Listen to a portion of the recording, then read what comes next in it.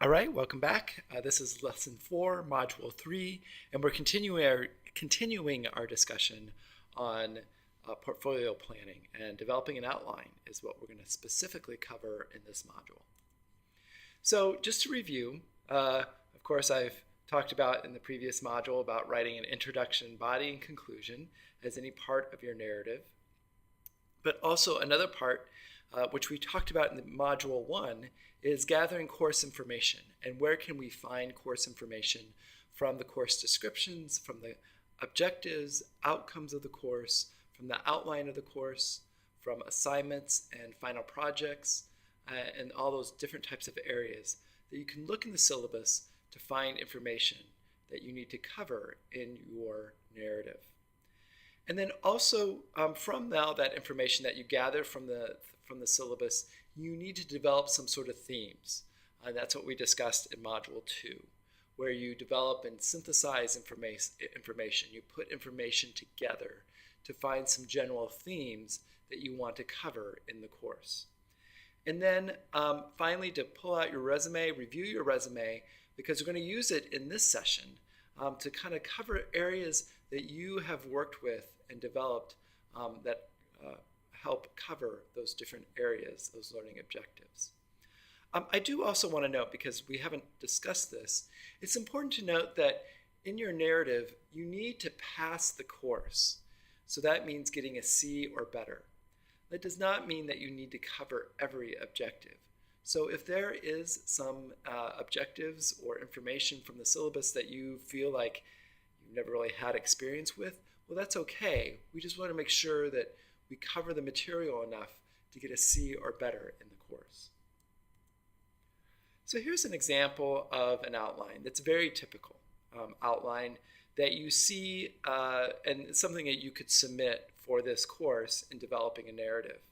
So an outline, of course, would include an introduction, and then the body of the outline, then you would cover the certain objectives or the themes that you've pulled out from the syllabus. And so here, from our previous module, I had an ethics course. So an objective being applying frameworks to resolve ethical dilemmas. And then I would maybe include some information of what I have done that meets those learning objectives or those course objectives. And that could be a human resources workshop on ethics.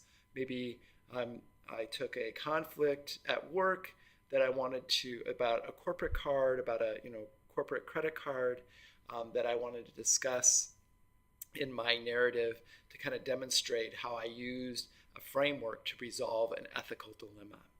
So all these are kind of examples that you would want to include to address this learning objective. Now, this is one outline. There are many different types of outlines too. I could have chosen to write this outline in more of a chronological order, which I felt fit best for me. I've also had students who have done sort of case studies. They've written case studies that they have seen at work. Of course, they withheld names. They didn't talk about specifically about the specifics of the work environment, but they developed case studies, and then they kind of brought in of what they learned and what was covered in the syllabus through those case studies and the discussion of those case studies. So there's been a lot of really unique ways of creating an outline or to organize a learning narrative. It is really up to you on what creativity will work. Of course, I'll have some comment if I feel like it flows well and it works well.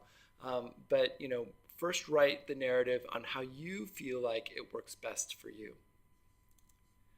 There's another method too, instead of developing an outline, that's sort of like developing an outline, and that's mind mapping. I have a picture here of a mind map. It doesn't relate to a course, but it's just kind of an image where there's sort of, in this scenario, if it was a course, would be in the center where that palette is. And then overshooting, and I've got the arrow here, overshooting would be different learning objectives for the course. And then here would be experiences or more details demonstrating what I learned from these learning objectives. So the center here being the course itself, the offshoots would be from the course would be the learning objectives or the themes that I found from the course. And then from those themes or objectives, I would then highlight some work experiences or reflections that I had that demonstrate my knowledge of these learning objectives. Here's a simple one that I just did on for the ethics course example. So here in the center, you see the ethics course, and then you see apply frameworks would be sort of a learning objective or concept or theme that I pulled out from the course, and then just providing some detail. Maybe an ethics course I did or an HR workshop that I have experience of working or planning or leading or something like that. So this is kind of gives you an idea of doing a mind map. This was just created, you could create this through Word of doing that. Okay, so what I would like you to do for the assignment is submit either an outline or a mind map of a course that you plan to challenge. Now feel free to, if you're artistic in that mind map, you want to draw it out yourself, that's perfectly fine. Or you can submit just a traditional type outline. The outline doesn't necessarily have to be the outline that I presented here, but just to make sure that it kind of shows what the organization you're thinking of.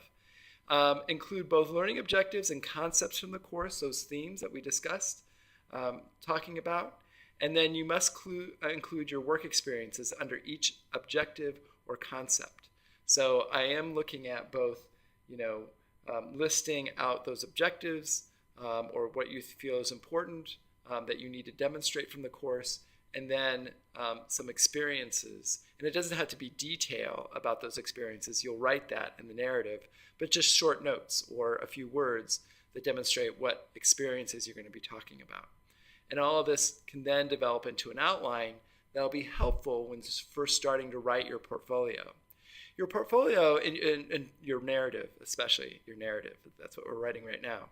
Your narrative doesn't necessarily have to follow the outline that you present to me, but it is sort of a good sort of framework. So I know that you're starting and you're getting the idea of pulling out objectives or ideas and then connecting them with reflections on your own experiences of your work. All right, we'll see you in the next lesson, which will be lesson 5. Thank you.